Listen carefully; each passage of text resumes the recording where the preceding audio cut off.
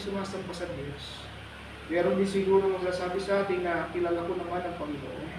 At meron din siguro magsasabi sa atin na ako ay laging nakikinig ng salita ng Diyos. Pero yung active na salita ng Panginoon sa atin, gaano nga ba ito? Gaano nga ba tayo namumuhay doon? Paano nga ba natin ipinamumuhay yung salita ng Diyos? At paano mo nararanasan yung salita ng Panginoon sa iyong sarili? Sabi nga dun sa John chapter 1, from the beginning was the Word, and the beginning was God. Expression pa nga yung sinabi ng TPT translation, From the beginning, the expressions. So, ibig sabihin, expression siya. Tama ba? So, pero sabi niya, from the beginning was the Word. At sabi din sa Genesis chapter 1 verse 1, in the beginning, there was nothing, and God said. Ang salita ng Panginoon ay dapat ay buhay. Because yung salita ng Diyos, kahit walang pinagmumulan, pwedeng may mangyari. Tama? Ibig sabihin, kahit na ayaw man ng Diyos o gustuhin man ng Diyos, pagka sinabi niya magiging totoo, kahit walang pinagmumulan, kahit walang pinanggagalingan, kahit hindi mo alam kung saan nagmula, basta sinabi ng Panginoon, maaari itong mabuhay sa iyo, maaari mabuhay sa atin, maaari nating matanggap, maaari mong maranasan. Pero ang tanong nga, sa napakaraming Kristiyano ngayon, paano mo nararanasan yung salita ng Panginoon? At paano mo naman ipinamumuhay yung salita ng Diyos? Tama? Yan yung question sa atin eh. Maaring naririnig mo nga ang Diyos. Maaring nababasa mo yung salita ng Panginoon. Maaring nag-church ka. Maaring nag-pray ka. Pero meron ding pangyayari na baka hindi mo nararanasan yung kabuuan ng salita ng Panginoon. Baka hindi nangyayari sa iyo, yung nagaganap sa iyo yung salita ng Diyos. Tama ba? Kaya nga sabi ni James, napaka-powerful ng ating word. Life in death is in the power of tongue. Yung buhay at kamatayan daw ay nasa sa pamamagitan ng ating dila at ng ating salita. Pero mantakin mo, kung yung salita natin pwedeng mangyari yung ganon, maaaring mangyari yung ganon, may possibility mangyari yung ganon, ano pa kaya yung salita ng Diyos? Tama? Gaano pa kaya yung salitang makapangyarihan na siyang bumuhay sa kawalan? Tama ba? Sabi nga ng Genesis chapter 1 verse 1, in the beginning, there was nothing. Walang pinagmulan. The earth was formless. Walang itsura, walang wangis, wasak, void, kumbaga. Tama ba? Maaaring na doon tayo sa existence natin ngayon na tayo ay void, wasak, walang pinagmulan. Pero when God said, pag sinabi ng Panginoon na may mangyari, may mangyayari. Ang tanong ko lang mga kapatid sa atin, kahit na naririnig siguro natin yung salita ng Panginoon sa ngayon, at kahit siguro nararanasan natin, sabihin natin, doon tayo siya, nag-pray naman po ako, nag-church naman po ako, maaaring hindi pa rin natin ganap na nalubos na naiintindihan na mawala man ang lahat, sabi din sa Matthew chapter 24, everything will pass away but the word of the Lord shall remain. Kahit na mawala man ang lahat ng bagay, nananatili yung salita ng Diyos. Alam mo, ganun ka makapangyarihan ang salita ng Panginoon. Kahit na may mawala yung mga bagay, sabi nga, hindi naman magtatagal yung lahat ng bagay sa atin dito sa mundo nito. Tama ba? Maaaring buhay, maaaring kayamanan, o maaaring mga bagay na pinapahalagahan natin. Maaaring mga bagay na sinusundan natin. Pero sabi nga ng salita ng Panginoon, lahat yan mawawala. Pero isa lang ang nananatili at isa lang ang magkakaroon. At yun ay ang salita ng Panginoon. Tama ba? Kung hindi natin kayang ipabuhay yung salita ng Panginoon, hindi tayo namumuhay doon sa kaganapan ng kanilang salita. Kung hindi natin kayang lakaran yung sinasabi ng Diyos, hindi rin tayo na matawag doon, napapasok doon sa kanyang buhay na salita. Kasi hindi natin kayang sundan. Ang problema kasi ng bawat isa sa atin ngayon, sa ating mga Kristiyano, sa ating mga naniniwala, sa ating mga nananampalataya, kulang tayo doon sa salitang pagtitiwala sa kanyang salita. Narinig mo na yung salita ng Panginoon, hindi mo pa rin naman ginagawa. Naniniwala ka pa rin sa gusto mong paniwalaan na ito yung tama para sa iyo. Tama ba? So, ganun yung nangyayari, hindi natin talaga kayang pagtiwalaan ang salita ng Panginoon. Na kahit na may binibigay ang Panginoon sa iyo, na dapat maging ganap na buhay na salita na mula sa Kanya, hindi pa rin natin kayang paniwalaan. Because meron tayong trust issue. Alam mo yung trust issue, napakalaking impact niya sa buhay ng maraming tao. Sa buhay ng maraming mananampalataya. Lalo na kung sa buhay ng mga hindi naniniwala. Kasi mas pinagtitiwalaan nila yung mga bagay na mas gusto nila kaysa doon sa gusto ng salita ng Diyos. Ay sinabi ng Diyos, huwag kang pumunta doon, pumunta ka. Tama? Ang sinabi ng Panginoon, mamuhay ka ng tama, hindi ka naman umuhay ng tama. Ang sinabi ng Diyos sa iyo, lumakad ka ng may kabanalan, hindi ka naman lakad ng may kabanalan. Tama? Anong sinabi ng Panginoon? Sabi ng Diyos, kapag ka sinaktan ka, sinampal ka sa kabila, bigay mo yung kabila. Pero nangyayari ngayon, kung sinaktan ka sa kabila, wala, lalaban ka pa rin pabalik. Tama ba? So, pag sinabi ng Diyos tawag, gagawin pa rin natin. Alam mo, napakahalaga ng salitang trust pagdating sa salita ng Diyos. Napakahalaga ng self-confidence na ikaw ay mabuhay sa salita ng Diyos. Tama? Hindi naman porque nagtiwala ka o nakinig ka doon sa salita ng Panginoon, hindi naman ibig sabihin, hindi ka nadadaanan ng problema. Hindi naman ibig sabihin na hindi ka nadadalo sa pagsunod. Kasi dapat mo nawaan mo ito kapatid, no? Kapag mas nagtitiwala ka sa salita ng Panginoon, mas lalo ka nagkakaroon ng kapagsutukan. Mas lalo ka nagkakaroon ng problema. Kasi doon nagiging test mo yung salita ng Diyos, doon yung nagre-refine gaano ba ganap yung pananampalataya mo sa Kanya.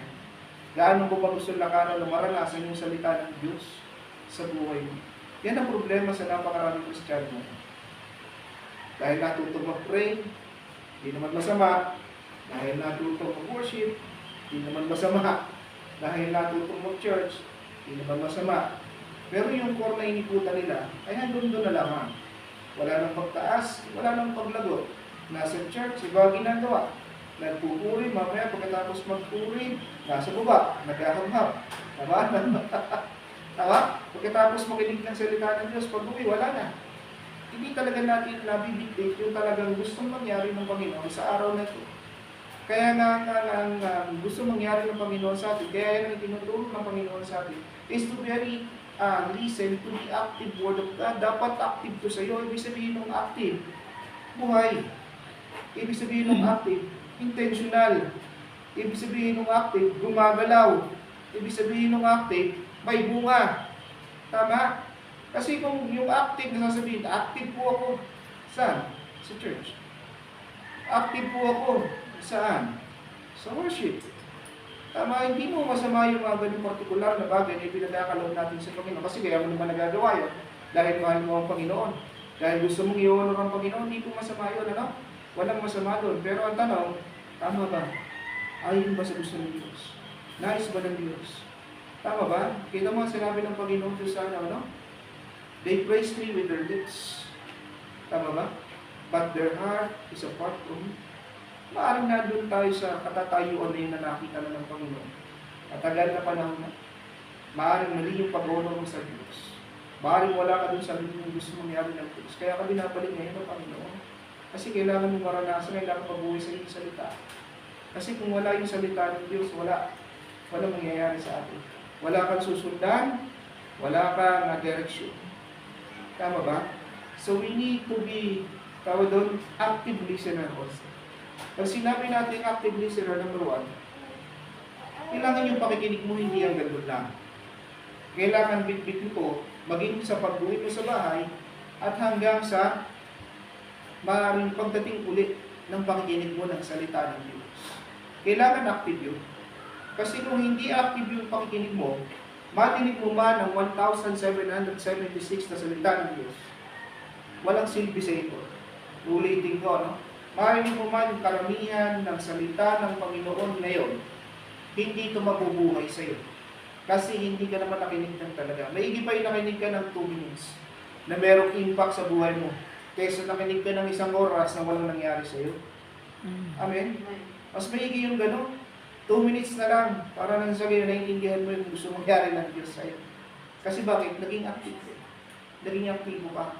Ang Biblia hindi lamang binabasa. Ang Biblia, hindi lamang yan talata para ikaw ay matuwa. Ang Biblia, yan ay buhay na dapat mong ipamuhay. Ang Biblia, yan ay buhay na dapat mong lakaran. Kung alam mo naman ang tama pero hindi mo naman ginagawa, ikaw nga ni James, ikaw ay nagkakasala. Tama? So, maraming Kristiyano ngayon ang alam ang katotohanan, pero hindi na bumuhay sa loob ng katotohanan.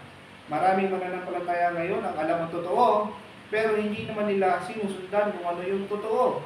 At yun ang pinakamasakit bilang isang parte ng maraming Kristiyano sa buhay natin ngayon. Kaya kailangan, sabi nga, number 1, you are active listening. Active ka ba, kapatid? Mamaya active ka na kung saan bagay. Ano? Pag sinabi mong active, bigyan natin ng isang example. Social media ngayon, napaka-active. Ano? Every time may post, every time mayroong mga sinasabi, every time mayroong, ganun ang active. Ibig sabihin, nakikipag-interact ka sa isang bagay at ikaw ay nagkakaroon ka ng bahagi. Pero kung wala ka namang bahagi at hindi ka naman active, ano yung ipinamumuhay mo? Ano yung tama dyan? Ano yung nilalakaran mo? Tama ba? Kaya nga kung alam mo naman ang tama, kapatid, maigi pa, mas maganda pa, mas mainam na lakaran mo ito. Amen? Pangalawa, what you hear, you walk. Ulitin ko, ano? Kung ano yung narinig mo, lakaran mo. Amen. Kasi hindi pwedeng yung 10 utos. Narinig mo yung siya, hindi mo sinunod yung isa. Eh lahat yun mali na. Narinig mo yung, pastor, brother, gusto ko lang pong sundin yung 4. Ako na pong sundin yung yung iba. Hindi pwedeng ganon. Kaya nga may 10 utos eh. Kasi kailangan yan maging guide natin para lakaran natin yung katotohanan sa salita ng Panginoon. Bawal pumatay, bawal magkasala, bawal mangulunya. Tama ba? Napakaraming bagay na sinabi doon sa salita ng Panginoon. Pero lahat natin ginagawa natin yung kabalintunaan nung sa 10 utos na yon. May nangulunya, may pumapatay, may nagsisinungaling, may nagnanakaw. Tama ba? Lahat ng kabaliktaran sa 10 utos, sino ginagawa natin? Kristiyano man o hindi, ginagawa natin. Mananampalataya man o hindi, ginagawa natin. Tama ba? So ano ba yung mas mabuti? Sabi nga ng Panginoon, hindi na tayo namumuhay sa batas, kundi sa habang niya. Tama, praise God, amen? Kasi hindi talaga natin kayang sundan yung batas. Hindi talaga natin kayang lakaran yung batas ng Panginoon until sa time na pumasok yung habang niya. Yung kanyang awa. Tama ba? Kaya nabuhay sa atin, mga kapatid. Biyaya ng Panginoon yan at yan ay magandang balita para sa iyo na tinanggap mo ang Panginoon. Ang sabi ng Panginoon, na sino man tumanggap at sino man sumampalataya ay magkakaroon ng tutong ng buhay ng walang hanggan at hindi ka na mapaparusahan. Pero ba't parang guilty ka ngayon? Tama ba? Ba't mukhang guilty ka? Ba't mukhang parang ang uusgahan ng Panginoon? Brother, nagkamali ako, nagkasali ako. Tama ba? Hindi ka naman kay brother hihingi ng tawad. Hindi ka naman kay pastor hihingi ng tawad. Tama? Kundi sa Panginoong Jesus na siyang milikha ng langit at lupa. Na siyang lumalang sa atin.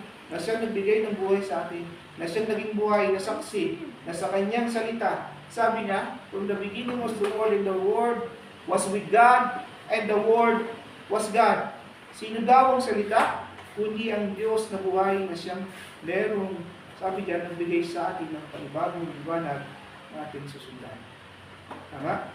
Kaya kung ano yung narinig mo sa salita ng Panginoon, huwag ka na magpatumpik to. Baka hindi pwedeng nanoon ka sa tama, hindi pwedeng nasa mali ka. Doon ka lang sa totoo. Doon ka lang sa tama kasi yun ang sinusundan natin, mga kapatid. Wala tayong ibang sinusundan kundi ang salita ng Diyos. Kung wala sa salita ng Diyos, tama? Kung hindi sinabi ng Diyos, huwag mong gawin. Amen. Pero kung nasa salita ng Panginoon at alam mo naman, kahit pa daw pa yan ay matagal nang iniutos sa atin ng mga lolo natin, lola natin, wala tayong pakialam doon sapagkat ang totoo ay nasa salita ng Panginoon. Tama ba? Nasa salita ng Diyos. Kailangan na ma-activate sa atin. Kailangan na mabuhay sa atin. Kaya nga napaka-importante yung hear and obey. Makinig ka, lakaran mo. Tama? Makinig ka, lakaran mo. Problema natin ngayon, mga sa karamihan, hindi na nga nakikinig, hindi pa rin lumalakad. Tama? Binubugbog na ng demonyo, nakikisip-sip pa doon sa gusto mangyari ng demonyo. Kaya maraming Kristiyano ngayon wala sa church. Nasaan? Tama ba? Ano makatiwalanin? Yung same na katwiran pa rin noon. Maglalaba kami. Maghuhuli kami ng isda. Tama? Wala kami nabubuhay. Kaya same pa rin yung katwiran niya nung 30 taon na nakalilipas. Ganun pa rin na ngayon. Bakit walang nabago? Tama? Alam mo, yung mga tactics nga ngayon ng demonyo eh. Kung dati, nung demonyo, pinapahirapan ka, hindi ka nakakapag-church. Ngayon, pinapayaman ka ng demonyo. Tama? Pinapalaki ng demonyo yung kita mo para di ka mag-church. Kasi may iisip mo, mas malaki yung kikitain namin kaysa pupunta kami ng church. Kaysa makikinig kami ng salita ng Diyos. Masakit? Totoo. Tama ba? Kasi ganun na nangyayari ngayon. Bakit po? Kasi kung hindi tayo magigising sa katotohanan, kung hindi natin patitigasin, kaya nga sinabi ng Panginoon, na ang katotohanan ay humihiwa sa ating puso. Inihiwalay ang laman at sa espiritu. Kailangan may mahiwalay kasi mahiwalay yung laman ng mali at mabuhay ang espiritu ng tama. Tama ba sa mga ating mga kapatid? Naniniwala ka ba? Amen. Amen. Tama, no? So napaka-importanting maintindihan mo to na hindi lamang ito basta salita na binibitawan ng Panginoon sa atin. Dapat ito mabuhay sa atin. Amen. Number 3, ano yung muna natin pinag-usapan? Yung number 1, active. Ano ba? Number 2, hear and obey. Number 3, ano po yung number 3? Separation. Tama? Yung separation, ano po ibig sabihin ng separation? Paghihiwala. Kasi kung hindi mo kayang bitawan yung isang bagay na mali, hindi mo rin kayang ipumuhay yung isang bagay na tama. Tandaan mo to, ulitin ko, no? Paano mo nasabi na namuhay ka sa tama kung nasa mali ka? Tama? Kasi napaka-imposible yung paghaluin ng mga bagay na yan. Tama ba mga kapatid? Kaya napaka-importante pakinggan mo itong salita ng Panginoon. Ano? Hindi tayo pwedeng mabuhay na tayo ay nasa mali at also nasa katotohanan. Either way, pwede kang mamili sa dalawa. Kaya nga sabi ng Panginoon sa Revelations chapter 3, I will speak you in my mouth. You are lukewarmers. Ano po yung lukewarmers? Pwede sa mainit, pwede sa malamig, pwede sa maapoy, pwede sa hindi. So this is the lukewarmer today. Marami pong ganon. Tama, hindi lamang sa church natin nararanasan yan, kundi sa napakaraming bagay. Pag tayo naging lukewarmers, kung saan ka mapasama, nandun ka. Kung saan ka mapahalo, yun ka. Tama ba? Pero alam mo yung meron kang tinayuan, ang kalaban ng lukewarmers yung meron kang titindigan. Ano po yung may titindigan? Meron kang pagtitiwala dahil sinabi ng Diyos na ito ay tama at ito ay nais ng Diyos sa akin, mananatili akong nakatayo. Kahit pa sabihin natin against all odds o against lahat sa iyo, basta tumayo ka sa salita ng Panginoon, hindi ka talo. Amen. Tama ba? Maaari nakakaranas ka ng hirap ngayon, pero sabi ko nga kapatid, ano? Active ang salita ng Panginoon. When you hear. Tama ba? When you hear. Ako hindi ko iniyayabang yung isang miracle na binibigay ng Panginoon sa akin naman. Talagang isinig ko siya, dinoble check ko talaga. Tinignan ko talaga sa priesthood kung meron talaga dumating. Wala talaga ako nakita. Sinig ko yung priesthood ko. Kung saan nagmula yung pera ko yun. Wala ako nakita. Bumaba sa akin na ganun kalaking talaga. Wala talaga. So, ibig sabihin talaga ng Panginoon sa atin, even without an existence, God can make it exist. Kahit walang pinagmumulan, merong ibibigay ang Panginoon, biyaya sa iyo. Amen. Ang tanong, kaya mo bang pagtiwalaan yung salita na yun? Kasi pero nga kailangan pamilihan ako, pinamilihan ko, sabi mo nga eh. Panginoon, kung tutuloy ako doon, malaking asahod, wala naman ako sa church. Tama, nag-aanong pa na ako nun eh. Talagang pinakausap na akong pilit ang Panginoon ng time niya. Pero matigas sa ulo ko, sinundan ko pa rin yung gusto kong mangyari. Pero alam mo yun, dahil mahal tayo ng Panginoon, hindi niya pinabayaan, manatili ka doon. Tama? Kaya nais lang namin, no? Sabi ko nga, kahit pang bili lang ng gamit ng bata, okay na. Settle na kami. Tama ba? Eh, pagbukas ko nung mobile application lang, bill naman talaga eh. Kahit sa patingnan, tapos dito lang, dinouble check ko kasi nga gusto kong makita kung baka ka nagmula doon. Parang wala pang tiwala sa Diyos, ano? Tama ba? Hindi, ibig ko lang sabihin, gusto ko lang i-verify, gusto ko lang i-double check na yung natanggap namin talaga ay miracle talaga galing sa Diyos. Na pwede mong sabihin, galing sa Diyos yan. Tama? At true enough, galing talaga sa Panginoon, walang ibang pinagmulan, kapatid. Tama? Walang ibang nagbigay. Tama? Tanda mo to, hindi lamang sa finances na susukat ang miracle ng Panginoon. Hindi lamang sa healing na susukat ang miracle ng Panginoon. Tama? Paano po, kapatid? Paano po, brother? Yung araw-araw kang nabubuhay, yung araw-araw kang humihinga, yung araw-araw ka nakakakain, yung araw-araw na may trabaho ang asawa ko, yung araw-araw na nakakapag-pray ka, biyaya at miracle ng Diyos. Amen ba? Tama ba? Kaya ko lang pinikwento, para nang sa gayon, magkaroon tayo ng format na kaya palang gawin ng Diyos yun. Kaya palang ibigay ng Panginoon yun. Tama? Kaya palang gawin ng Diyos. Sabi ko nga, maaaring mabigat yung pinagdadaanan mo ngayon, maaaring meron ka nararamdaman, maaaring may sakit ka, maaaring meron kang problema sa financial, sa Diyos ka lumapit. Sigurado ko sa iyo, yung kapitbahay mo, yung kapatid mo, hindi ka ang Diyos, hindi sa'yo. Tama ba? Hihindihan ka ng kapitbahay mo, pero hindi ka hihindihan ng Diyos. Amen. Tama? Hindi magmamaliw ang Diyos upang pagpalain ka. Kaya nga lang, kailangan mo mayroong pamilihan. That was the total separation. Pag sinabi total separation, kailangan mo may tindigan. Pag sinabi ng Diyos, ito yung sinabi ng Panginoon. Kaya ito yung pinili ko. Dito ako gusto ng Diyos eh. Kaya nandito ako ngayon. Tama? Meron man o wala. Tama ba? May sumaksi man o wala. Manatili ka sa Diyos. Amen. Tama? Umasa ka sa Panginoon. Maniwala ka sa Diyos. Alisin mo yung bagay na nakakapagpahiwalay sa iyo sa Panginoon. Ano-ano ba yung mga bagay na nakakapagpalayo sa iyo sa Diyos? Nakakapagpahiwalay sa iyo sa Panginoon? Ano-ano ba yung mga bagay na yan?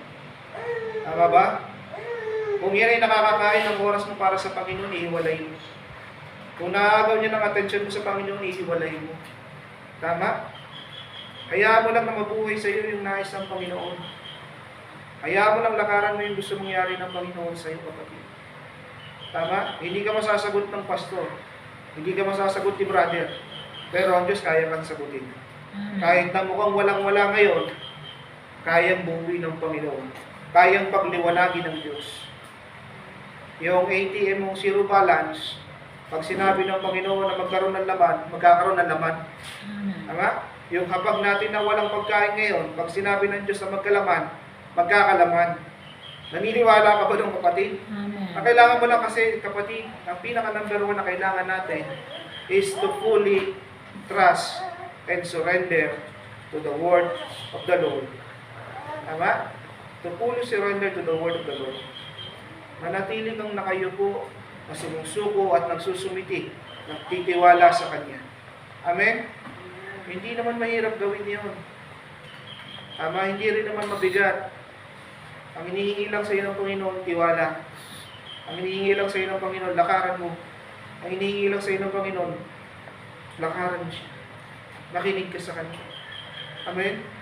Yung tatlong bagay na napaka-importante, dapat natin maintindihan. Mabuhay sa atin ang salita ng Panginoon. Amen? At kung gusto mong mabuhay sa iyo yan, makinig ka ng tama. Ito problema sa church.